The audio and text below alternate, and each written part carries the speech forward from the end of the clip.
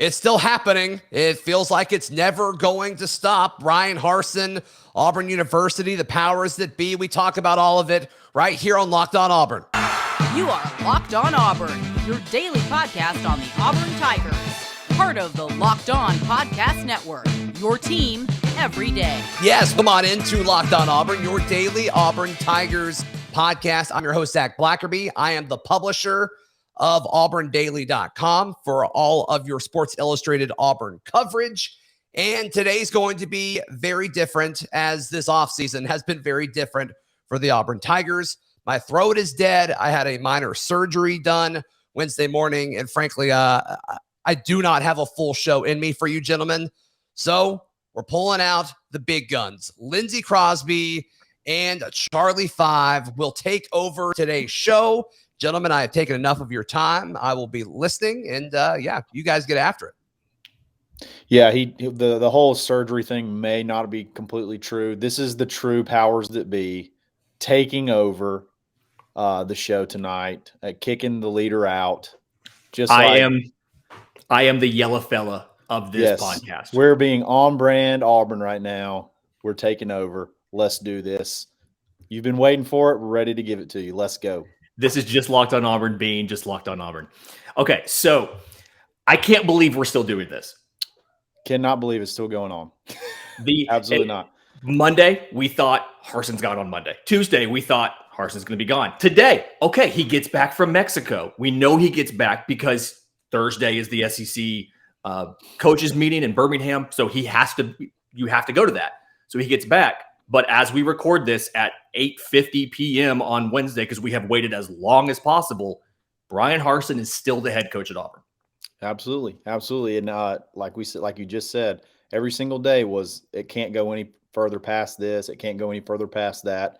And we're at the point where tomorrow is the SEC coaches meeting in Birmingham. And if nothing happens between now and when those start, it's going to be an absolute media fiasco for Bryan Harsin. And I can't imagine if they're going to be surrounding that place, ready to ask all kinds of questions. And I hope he's ready for it. It's going to be that would be my nightmare. But he's the kind of guy he may look forward to stuff like that. I don't know.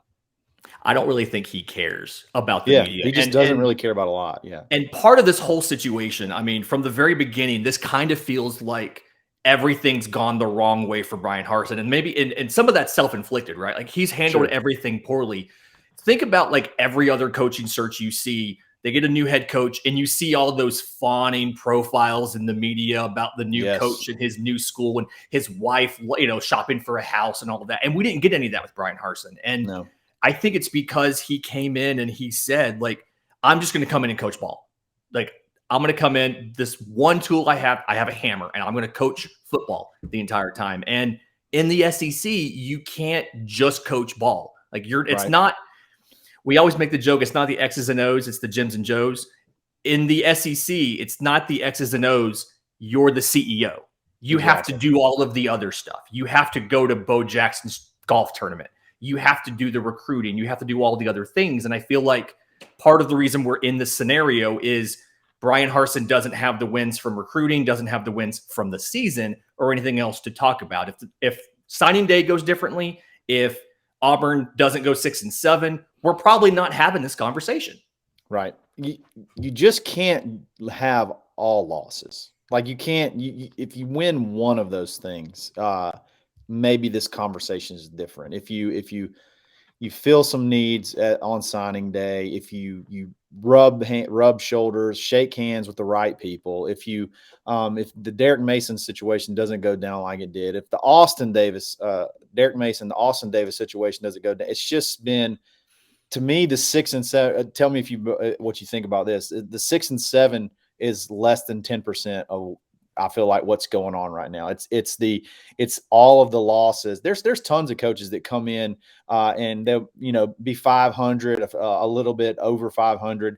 Shane Beamer's one that I think of that nothing super impressive, but it just seems like he's making all the right moves postseason and in the off season that everybody's there's some buzz around that program. And I just feel like you nailed it.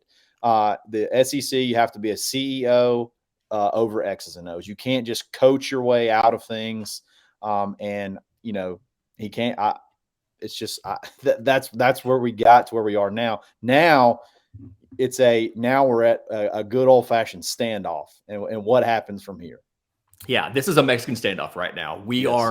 Bryan Harsin has an $18 million gun to Auburn's head. Auburn has a gun to Bryan Harsin's head. Nobody's blinking. Nobody's flinching. And the whole thing here is he has a lot of money at stake. Auburn doesn't want to lead the entire country in severance pay in 2 straight years.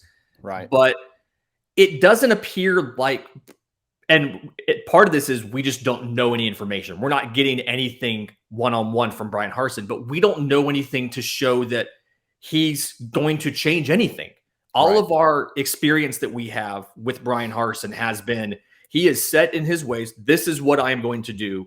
Everything is, I am going to coach my way out of this. And the problem is he doesn't have any friends right now. He doesn't have media members that he's talked to, that he can go and talk on background to. He doesn't have a staffer in the office who's reminding him to do things like go to Bo Jackson's golf tournament.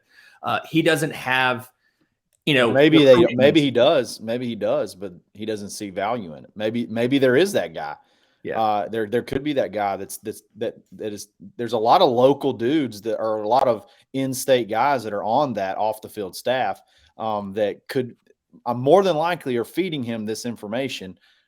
He knew enough to send an assistant to the Georgia High School Awards banquet. He knew enough, the first head coach in 20 years, to not go to that when there's tons of coaches there, Kirby Smart, Ryan Day, tons of head coaches. He knew enough that it was there that he sent an assistant. So there could be that guy on staff, but they're at the same point in time, we're talking about CEO versus X's and O's, and there's certain things that he values, and it does not seem like that's going to change. And you look at it one way, it's sort of admirable. If I'm going to go down, I'm going to do things exactly the way that I want to do. I'm not going to care what the media says. I'm not going to kowtow to people with money. I'm going to do this the way I believe in it. And I think that's what we're seeing. I think that's what we've seen, and that's what we're seeing. And it's a huge gamble. We'll see if it, obviously if it pays off. Yeah, Bryan Harsin has bet on himself in this scenario. He said, like, I am putting my money where my mouth is, literally. And if you want to put down money, BetOnline has you covered this season with more props, odds, and lines than ever before. Thank you. We went all the way through the football playoffs. We've got the big game this Sunday. BetOnline.net is your best spot for all your sports scores and news this season, not just football. You've got up-to-the-minute info on pro and college hoops, which we're going to get to a little bit later in the show, hockey, boxing, and UFC. So don't wait to take advantage of all the amazing offers available for the 2022 season, because BetOnline is where the game starts. What's your favorite Super Bowl prop bet? Oh, it's always the anthem. Length of time of the anthem. Over under. Let's go. Dude, I love that. Research. I have to say, I have not done my research yet. Friday is the day I sit down and I go back and watch anthems from that person to see who is going to like what's the prop there? What's the time that I spend on that? And like talking about spending time on stuff, there was a big hubbubaloo on Wednesday night about Auburn pushing out a new policy Wednesday afternoon that talks about employees are required to cooperate with investigations or you face termination. And there's a lot of questions. I've seen some Twitter spaces that don't quite know what they're talking about. People in the Locked On Auburn Discord, links in the show notes, all about this because I'm in there screaming into my phone in the Discord that they don't understand what they're talking about with the policy and all of that. So like that policy that says you have to cooperate with investigations or you can be terminated, that is not for Bryan Harsin. Okay. So one, his investigation started last week. We have that confirmation because Jay Gouge spoke to the Board of Trustees, but that is already a clause in Bryan Harsin's contract. That is paragraph 20 of Bryan Harsin's contract, where it specifically says he has to not only follow all athletic department, university, conference, and NCAA rules, regulations, and procedures, but he also has to cooperate with any investigation and require anybody in the football department to also cooperate. And if he does not, he is considered to be in violation of the contract, and the punishment for violation of the contract can up to and including termination for cause. So that being published is not published to get Bryan Harsin. I've seen some people say that's kind of underhanded. They're changing the rules and they're going to fire him off of it. That's already a rule for him. Right. That's for everybody else. You have to wonder if some of the Boise guys maybe aren't cooperating fully with the investigation, or that was going to be my question. Yeah, that was going to be my question. Yeah, if go ahead. I was going to say, I think there's probably somebody from that group that moved halfway across the country with him that is waiting for instructions from Bryan Harsin before they speak to the university and talk about what they know. And I get it. I understand loyalty. I can appreciate loyalty. We're both loyal to Zac and Locked On Auburn as long as he understands that we are the powers that be and that we run the show. And so that policy is not for Bryan Harsin. That policy is for everybody else. Bryan Harsin, if he has impeded this investigation, can be fired for cause in the contract already. There's no 30 days required like the policy states. He can be fired tomorrow for cause if he's impeded the investigation. I think that's very interesting, and I'm glad that you did the research on that to clarify that they're not changing the game midway through. But it does seem that, like you said, if it's already, that verbiage is already in his contract, it has to be directed towards someone. Yeah. It has to be directed towards someone. So it seems like we're reeling in some parties that may be avoiding part of this investigation or avoiding talking to people that are questioning, whether it be coaches, staff, whatever.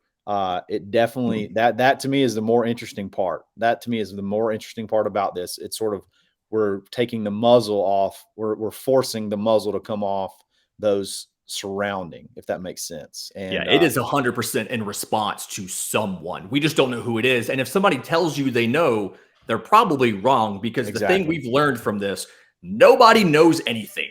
No, nobody knows. There's tons of people that think they may know, and they may have. Another thing that I'm learning is that there may be people that are next to this situation that may give out information that they're giving it from their point of view of what's going to happen. So you're getting a lot of things like, I think this is going to happen, or it seems like this is going to happen, but it's coming from my point of view. And at the end of the day, when there's millions of dollars on the line, it's really unpredictable as far as how these things play off. The only thing that we know, that I feel like I know for a fact, is Bryan Harsin's not budging. He is not budging. He is fully prepared to be, would be Thursday. He's fully prepared to be at the SEC coaches meeting in Birmingham, and he's fully prepared to start spring practice in 4 weeks. And he's fully prepared to be, and fully believes that he'll be the football coach in 2022. And he is not wavering on that 1%. And at this point, it feels like it almost has to be like a philosophical thing for Bryan Harsin. Like, he is convinced that he is right, and he is just resolute and not going to budge. And I want to get into a little bit. You mentioned he is convinced he's going to be the head football coach in 2022 and take us through the season. And I want to dig into that a little bit, because we know we've been talking now for a while about this recruiting class in the state of Alabama is absolutely loaded. I mean, best class to come out of the state possibly ever. And we have heard so much about Bryan Harsin has not been doing the same level of intensity of the recruiting work as a Saban, as a Kirby Smart, and things like that. And so, presuming that if for some reason Bryan Harsin makes it out of this and stays, do you see Auburn having a realistic chance at getting talent out of this class in 2023, given what we know and given how bad this looks to the country? Well, for starters, the junior day fiascos and the visitor list that actually showed up after we moved it 3 or 4 times would not reflect that things are looking good on the horizon. When 2 out of the top 20, and those 2 were somewhere between 15 and 20 in state, are the only ones from Alabama out of the top 20 that show up, that's never good. And like you said, we're kind of told, hey, 2022 class, don't pay attention to that one. That we were behind, and there may be some truths to that as far as COVID restrictions and on-campus visits and stuff like that early in the spring when a lot of relationships and stuff were built. But 2023, that's the one. That's the one where we really put the foundation down. That's the one. It's full of defensive linemen. It's full of offensive linemen, and the problem is that you don't see this.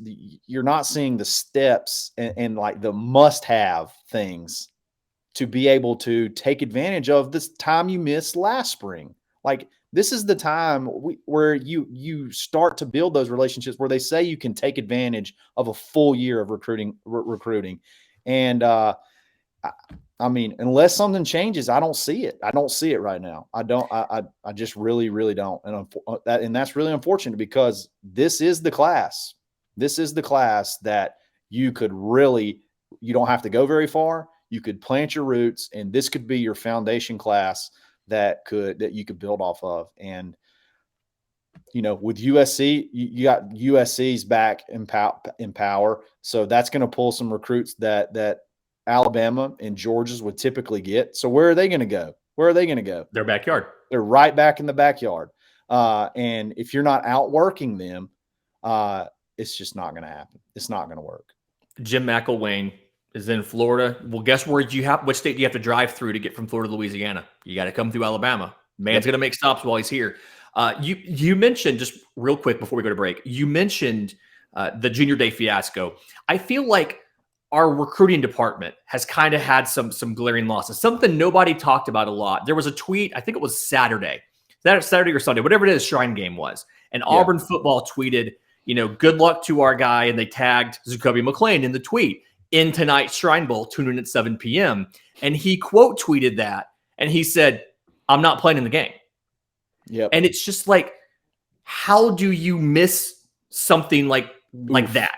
It's a giant oof. And it's the kind of example of the unforced errors that we've seen and just sloppy work. And talking about sloppy work and stuff, we're going to get to the Auburn basketball game against Arkansas in just a second.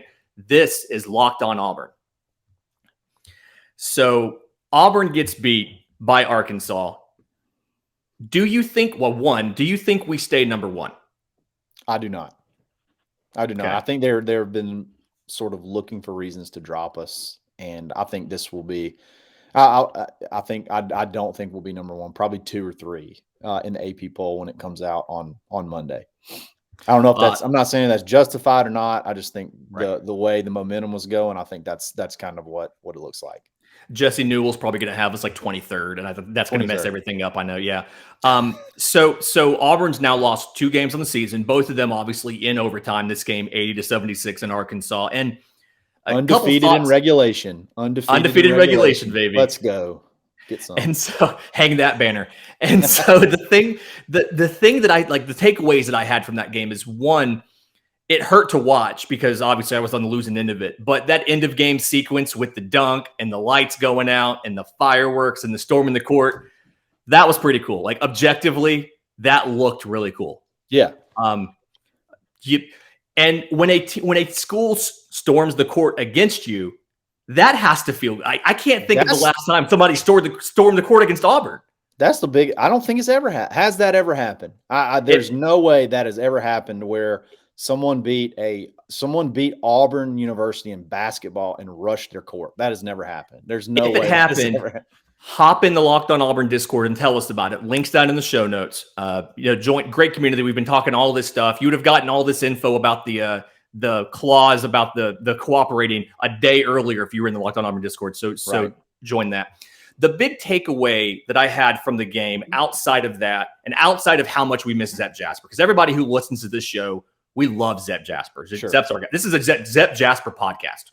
Can we say 100%? 100%. Yeah. But Auburn struggling from the free throw line. It's almost a joke now. People tweet this to me, I feel like, almost as much as Zach used to get the natural wide receiver tweets whenever Kobe Hudson caught a ball. But you have to make your free throws. They're like, literally, they are Kobe free. Hudson is a natural wide receiver. So natural. Get back out of here. If you want that shirt, aushirts.com, natural wide receiver shirt. But I can't remember a game where Auburn did so poorly from the free throw line. And it feels like this should be something that you can correct, but I don't know if Auburn has, I guess, the time, or is this something that you take the time in practice now to focus on free throws before you go into the Saturday's matchup with game day in your house for Texas A&M? That's a great question. We 8 of 17 below 50%. I don't think that's happened all year, and we were really getting close to pushing close to 80% on free throws. We've not been terrible, but that road free throws, to me, that's sort of like a guts and preparation thing. I don't want to be too negative, but like, we weren't even hitting irons. I mean, we're barely hitting irons sometimes. Yeah. I don't know if you practice with music blaring. Like, what do you do to simulate that kind of noise? I mean, it's 20,000 people. But that's the margin. I mean, that's beyond the margin. Yeah. Like with that, we missed 9 free throws and we lost by 2 points. Mm-hmm. It's just, I'm with you. You got to be clutch on the road, and one of the ways to be clutch on the road is to hit free throws in crunch time. And we didn't hit them in crunch time. We didn't hit them in any time. And that's definitely got to be addressed. Like I said, get on the free throw line and blare music just as loud as you possibly can and hit free throws. Hit free throws with distractions. You got to put people in the stands waving stuff behind them. I mean, I will volunteer. I'll get those little balloons you hit together. I'll do that. I'll get the little signs, whatever. I'll do it. Let's do it. I will donate my time to help that with distraction of free throws. Get some wacky waving inflatable tube men back there. I mean, just have them going. Just give them the visual, give them the audio distraction. They have to fix this. And like, I understand in overtime when you're down, you're fouling. So there's going to be a little bit of a discrepancy there. But Arkansas shoots 32 free throws to Auburn 17. We foul 28 times to their 17. And it's something where I think that I'm not going to say the book is out on Auburn, because you're getting everybody's best shot. Right. But I feel like the games where we've struggled outside of maybe the Georgia game, I feel like games where we're in foul trouble because the officials are calling the game so tightly. And when you're a physical defense like we are, that happens. And so I don't necessarily know how you fix that, but I definitely look for Auburn to rebound this weekend against what I don't think is a very good Texas A&M team, especially with college game day in the house.